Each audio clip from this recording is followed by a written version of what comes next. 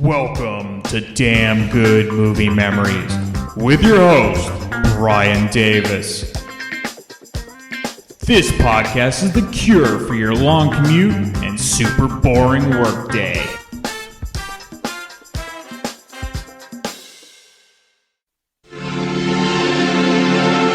Let the record show that Miss Riley with the Public Defender's Office will represent Mr. Anderson. Well, Your Honor, I'm due for vacation. I haven't had a vacation in a year. Leave me alone. Jury tampering is a felony. Well, you haven't tampered with me. Yet. A bag lady found this down by the river where Elizabeth was killed. What are you, a detective now? The nation's capital, a public defender facing the biggest dilemma of her career. Miss Riley, have you had contact with a juror on this trial? If I find any evidence of collusion, I'll have you disbarred. If he did it, I'm gonna vote guilty. But if he's innocent, I don't want that on my conscience. A juror with information that can help her. What you're asking me to do is absolutely illegal. You're gonna let your client just fry because you want to play by the rules? Or destroy her. I mean, I thought the whole idea was to find the truth. Something was in there, and Elizabeth Quinn found it. What's the connection? This behavior is bordering on professional misconduct, Miss Riley. I'm no angel. I'm having a really hard time just, pretending like it's business as usual. They were brought together by a murder. But of the murder cases I have prosecuted, this is the most horrible, the most senseless, the most indefensible. By a mystery. Did you kill Elizabeth Rose Quinn? This is a bad place to have enemies. Who is this? I said, who is this? By a suspect.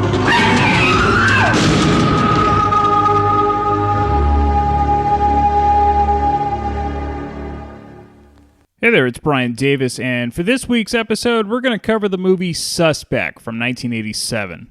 The studio was TriStar Pictures, release date was October 23rd, 1987. The running time 121 minutes, and it was rated R. The budget was $14.5 million, and the box office took in $18.7 million, making it the 58th ranked movie of 1987. Roger Ebert at the time gave it 2.5 out of 4 stars. Here's his review. Art films can play all the games they want, but if you're going to make a film in a commercial genre, then I think you have to play by the rules of that genre. In the case of a courtroom whodunit, that means you can't produce the guilty man out of left field, with no clues and no preparation. The audience has to have a fair chance to figure things out. I like Cher and Dennis Quaid's scenes together, and I admired their performances. Indeed, I found a lot to like in this movie, which was directed by Peter Yates with particular attention to the texture of the lives of his characters. One of the movie's themes is that all of the characters are homeless, not just the bum, but also the lobbyist, the public defender, and everyone else we meet. They have places where they live, that they use to sleep at night, but they do not have a quote-unquote home, and they do not have loved ones around them. The movie develops its case with the kind of logic I enjoy in a whodunit. We meet the suspects, and we evaluate the clues. Suspect is fun when Cher and Quaid interact. She does a convincing job of playing a lonely career woman, and he's a slick lobbyist with more charm than substance. There are lots of good supporting performances, including a tricky one by Liam Neeson as a deaf mute who gradually reveals his true history. But the closing revelations made me rethink the whole plot, and it made it look less like a case of jury tampering than audience tampering. And that's the end of Ebert's review. Now, I'm not sure when I first saw Suspect. I know my parents saw it either in the theater or at home video, and they enjoyed it, but it was considered quote-unquote too adult for me at the age of 9 or 10, so I likely saw an edited version on TV a few years later. Now, I've always enjoyed courtroom procedure films, even at a young age, and there's plenty of courtroom action in this film. Okay, let's get into the main cast. Of course, you have Cher, who plays Kathleen Riley. If you didn't know already, Cher began her career as a singer with her then-husband Sonny Bono in the 1960s, and the couple hosted a very popular variety show in the 1970s. But it was the 1980s where she arguably had the height of her fame due to her transition into movies, and she really had a terrific run in films beginning in 1983 with the film Silkwood with Meryl Streep and Kurt Russell. She also received critical acclaim for her performance in 1985's Mask with Eric Stoltz and Sam Elliott. But it was 1987 that was her finest year of her long career, where she appeared in Suspect and 2 hit movies, The Witches of Eastwick and Moonstruck. For Moonstruck, she won an Oscar for Best Actress. Dennis Quaid plays Eddie Sanger. Now, Quaid's career began in the late 1970s, and if you didn't know already, he is the brother of Randy Quaid. Now, some of Dennis Quaid's best-known films prior to Suspect include Breaking Away, The Night the Lights Went Out in Georgia, The Right Stuff, Jaws 3 or 3D, Dreamscape, Enemy Mine, Inner Space, and The Big Easy. Liam Neeson plays Carl Anderson. Like Quaid, Neeson's career began in the late 1970s, and he appeared in many films throughout the 80s, but his career-defining role came in 1993 as Oscar Schindler in the movie Schindler's List. The director, Peter Yates. Yates' career began in the early 1960s, with his breakout film being 1968's Bullet with Steve McQueen. Other memorable films for Yates include The Hot Rock with Robert Redford and George Segal, For Pete's Sake with Barbra Streisand, Mother, Jugs, and Speed with Bill Cosby and Raquel Welch, The Deep with Robert Shaw and Jacqueline Bisset and Nick Nolte, and Breaking Away, which I mentioned, with Dennis Quaid. He also infamously directed the sci-fi bomb Krull.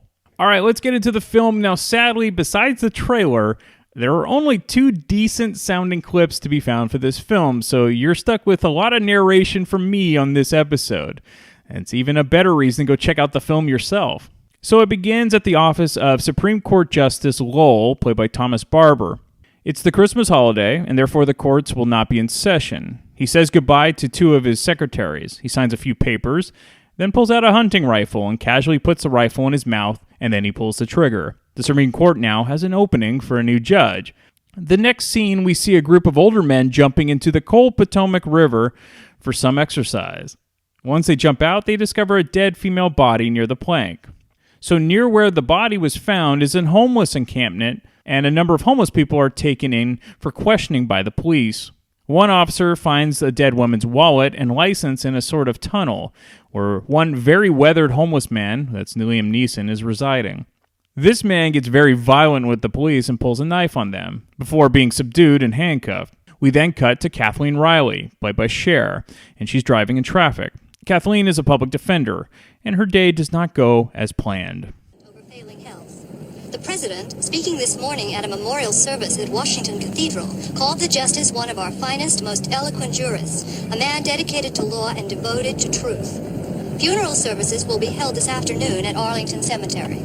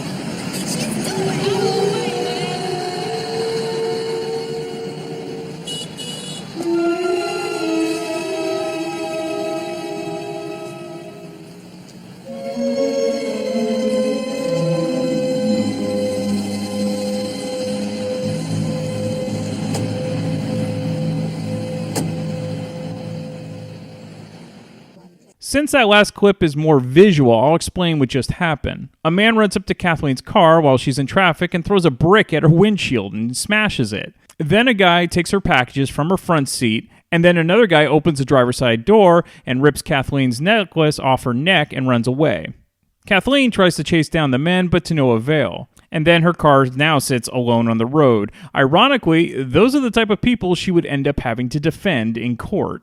Kathleen arrives at court for her assignments for that day. One of the men being arraigned in court is the same homeless man that was arrested earlier who had the wallet of the dead woman near him. His name is Carl Wayne Anderson. Carl refuses to talk with a lawyer, or with anyone for that matter. When the judge speaks to him, telling him he's been charged with first-degree murder, Carl stares with dead eyes like the words are not even being heard by him. The judge postpones presentment as he is unable to determine whether Carl is competent or not. This means Carl will be given a psychiatric evaluation. So right as Kathleen attempts to leave the courtroom to go on her much-needed vacation, the judge announces that Kathleen now has a new client, Carl. So Kathleen and Carl are taken to an interview room. Kathleen attempts to ask Carl the standard questions a lawyer would ask when first meeting a client accused of murder. Again, Carl responds to nothing Kathleen asks, and he just paces around the room. Kathleen decides that trying to talk to Carl is a waste of time and asks the guard to let her out of the room. But then suddenly Carl attacks Kathleen, punching her repeatedly for no apparent reason. It's really been quite a day for Kathleen. Kathleen then decides to read over Carl's file that night and then goes back to visit him at the psychiatric hospital where he's being held. Now Carl is strapped to the bed because of his outbursts. Instead of verbally communicating with Carl, Kathleen writes a note that says, "You're deaf, aren't you?" Kathleen then unfastens one of Carl's hands so he can write back to her. He writes, "deaf and dumb." Kathleen asks if he understands sign language, and he does not. Next, we meet an agricultural lobbyist, specifically milk, named Eddie Sanger, played by Dennis Quaid. And he does some wheeling and dealing in an attempt to get a farm bill passed with a congresswoman he's dealt with in the past. We then go back to Kathleen and Carl in an interview room where a chalkboard has been set up in order for Kathleen to communicate with Carl. Carl continues to be violent in lockup as he was in a scuffle with other inmates and the officers. The officers roughed up Carl to keep him in line. Kathleen asks Carl what he was doing at the scene of the crime. He replies that he was looking for wood, but he won't respond to any other questions, like why his fingerprints were all over the dead woman's body. Exasperated, Kathleen gives up and is about to leave. Carl then writes on the chalkboard that Michael was there before me, but he doesn't know the last name of Michael. Kathleen tries to get a description of this Michael. According to Carl, he's white, brown eyes, dark hair, medium height, and has a tattoo on his hand that says, "Jesus is the Savior." Now, Kathleen is going through some sort of midlife crisis and is caught in limbo with everything. She works nonstop, isn't paid well because she's a public defender instead of a private practice lawyer, and doesn't have time to date or do anything fun. And now she's on a case with a client who is incredibly difficult. But, as her colleague Morty tells her after she asks him why does he stay with the job, it's because the one time that they actually saved the poor bastard that didn't do it, it's worth all the stress every other client gave them. The next day, we see Eddie the lobbyist arrive at the courthouse, and he's been summoned for jury duty. So like 99% of the folks who get summoned for jury duty, Eddie is eager to get out of his so-called civic duty. The case that Eddie has been called to potentially serve on is Carl's case. The judge presiding is Judge Helms, played by John Mahoney. You remember him as Ione Skye's dad in Say Anything. And Judge Helms has bigger aspirations of potentially serving on the U.S. Court of Appeals for the District of Columbia. And the state's attorney is named Charlie Stella, played by Joe Mantegna. For this particular case, since Carl is deaf, the court has given him a computer monitor which transcribes all of the dialogue spoken in the courtroom. And since it's 1987, think of the green text over a black screen, but still, it's pretty cool technology for 1987. We then see the jury selection process, which I've always found fascinating because there's a real art and sometimes luck when selecting a jury. Now, I've served on a jury twice and really enjoyed the experience both times. Now, the cases I served on weren't murder cases, but I found the entire process fascinating, and I'm one of the exceptions when it comes to getting called for jury duty. Now, I wouldn't say I look forward to it, but I don't try to get out of it either when I'm called. I think everyone should experience the process of serving at least once to see what the judicial system is like, and I think you'll definitely have an appreciation when you complete your service. So we go back to the movie. Here's an example of a strategy used by Kathleen when selecting jurors. She asked one prospective juror, who was a loan officer, if he ever had a tough time on a home foreclosure, meaning does he ever feel bad about kicking a person out of their home? The man replied that he has no issues whatsoever. The person can't afford their obligation, it's their problem, not his. Now, realizing that this sort of attitude would potentially harm Kathleen's defense of Carl, who is a homeless man, Kathleen uses one of her dismissals or challenges on the loan officer. It's then Eddie's turn to be questioned by the lawyers. The prosecutor asks Eddie if he is for or against the death penalty. Kathleen objects to the question since Washington, D.C. does not have the death penalty. The objection is overruled with the caveat that the judge states that on the record that D.C. doesn't have the death penalty. However, the judge makes a snide comment that, quote-unquote, some believe D.C. should have the death penalty. Eddie replies that he believes the punishment should fit the crime. Kathleen then questions Eddie. She asks a bit about his work as a lobbyist and then asks if he believes in the U.S. justice system. Eddie says he believes a person is innocent until proven guilty. Kathleen then pulls a bit of a fun stunt and asks Eddie to turn around with his back facing her. She then asks what the color of her hair is. And Eddie pauses a bit and then says brown. Now, clearly, Kathleen's hair is dyed black, but Eddie replies that his response was based on what her real hair color was. This leads Kathleen to state to all the jurors that appearances aren't what they seem and that they should all look deeper than what's on the surface. It's a very nice scene. Eddie is still hard at work trying to get his bill passed and seduces a congresswoman who can help him get him votes. But elsewhere, there's a private detective named Everett Bennett, played by Richard Gant, who is hired by Kathleen and is searching for clues at the homeless camp where the dead woman was found. And by the way, you might remember Gant, who plays kind of the Don King clone in Rocky V.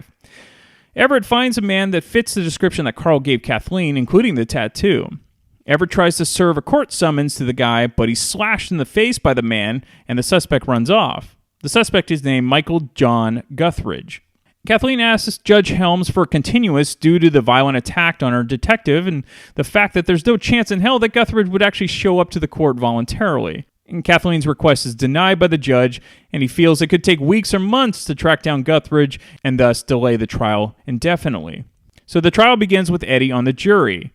Carl is now clean-shaven with a haircut and a suit given by Kathleen.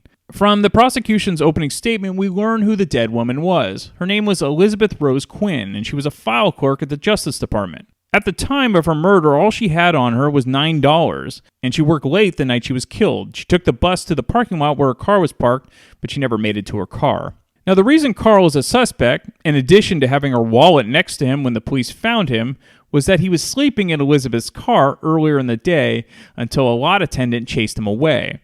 In Kathleen's opening statement, we discover a bit more about Carl. He was a Vietnam veteran and fought in combat. When he returned to the U.S. after the war, he was admitted to a veteran's psychiatric hospital to recover from PTSD, and then he contracted spinal meningitis, and he lost his hearing, along with his ability to speak. Outside of court, Eddie's maneuvering with the congresswoman worked, and the bill he lobbied for passed. Though he feels a bit dirty about what he had to do in order to get the bill to pass, but that's life as a lobbyist, right? Back in the courtroom, death photos of Elizabeth are shown to the jury as her throat was cut with a knife similar to what was found on Carl. The jury is about to be dismissed for a brief recess before Eddie requests to see the photo again. Eddie looks at the photo, and then the jury is dismissed, and Kathleen receives a note with a phone number on it, but no name is given. When Kathleen calls the number, a man on the line asks if her client is right or left-handed. I think you can guess where this is headed. Also, if you didn't know already, attorneys are absolutely forbidden to talk to jurors. If that occurs, it's an easy mistrial. Also, jury tampering is a felony. Court is now back in session, and Kathleen cross-examines the witness who analyzed Carl's knife. The findings on the knife were inconclusive, meaning the blood and tissue couldn't be matched to Elizabeth, and therefore no evidence from the knife found on Carl was the murder weapon. The knife wound on Elizabeth was made by someone who was right-handed, as the slashing was made left to right. If the person was left-handed, the slash would be made the opposite way. It was at that moment, as Kathleen is wrapping up her cross-examination, that she remembers the phone call question and decides to pull this brilliant maneuver. You're excused, Doctor. Carl? Objection, Your Honor. One more stunt like that, Counselor, and I'll slap you with a contempt citation so fast you won't know what hit you. So what Kathleen did was to toss a device from her pocket to Carl, who instinctively grabbed the item with his left hand. This means it's highly unlikely that Carl would have slashed Elizabeth from behind, as the slash wound is completely unnatural from that angle for a left-handed person. Court is then dismissed for the day. Walking the busy downtown streets, we see Eddie with a smirk on his face, knowing that he played a part in what just happened. Kathleen walks by Eddie and says, "Mr. Sanger, don't ever do that again," without breaking stride. However, Eddie catches up with Kathleen and tries to pull his typical smooth talk routine he's perfected in his lobbyist gig. Kathleen is very agitated and makes it clear that Eddie is not to attempt to tamper with the trial again. As Kathleen drives away, Judge Helms just happens to be walking by with a colleague. He suspiciously sees Eddie standing in the parking lot and then sees Kathleen drive away. This is not good for Kathleen. In the meantime, Eddie decides to investigate the parking lot where Elizabeth's car was found, and jurors are never allowed to do investigations on their own. Alright, this is where the film gets really juicy, and there's tons of twists and turns in the final hour, so I can't possibly give away any more of the plot. But I will say there's an absolutely terrific scene at a law library where the tension is just excellent. I love courtroom movies, as I've said before, and I believe this is a well-done film with terrific acting. And you will never guess the outcome, which means you should definitely see the film. And I think people forget what a great actress Cher was, especially in the 1980s. And I think Suspect is another example of her quality work. All right, some fun facts. So Liam Neeson actually lived in a Washington, D.C. homeless shelter for 2 days to prepare for his role. Cher also prepared for her role by spending a considerable amount of time with the Public Defender's Office in Washington, D.C. And Cher was quoted as saying, "I sat in on a real murder trial, and it's enormously different from anything I'd ever seen in film or on television. I went to jail and spent time with convicted men, and that was an amazing experience because it's so strange. Because I look at all these guys and they're somebody's child or brother or father, but they've all just gone the wrong way." Dennis Quaid took a month before filming to talk and spend time with Capitol Hill lobbyists, as well as jurors and judges to prepare for his part as a Capitol Hill lobbyist. All right, again, check this out if you haven't seen it. Again, I love the 80s, but this is kind of a timeless film because the jury, process really hasn't changed in all these years. And I'll be back next week to talk about yet another random movie from my DVD collection. If you are ever in the San Francisco Bay Area and still love collecting or renting DVDs or VHS tapes, come check out Captain Video in San Mateo at 2837 South El Camino Real. Captain Video is open 6 days a week and closed on Wednesday, and one of the last traditional video stores still running in the United States. New movies you can rent for $2.99 a day. Old movies you can rent for $2.99 for 5 days. And if renting isn't your thing, you can also purchase anything you find in the store. Be sure to tell Ira that you heard about Captain Video from the Damn Good Movie Memories podcast. Happy renting and happy collecting at Captain Video. Come hang out and chill with Brian A. Davis and the Bad Beat. Wednesdays, 11 p.m. Eastern, right here on thatmetalstation.com.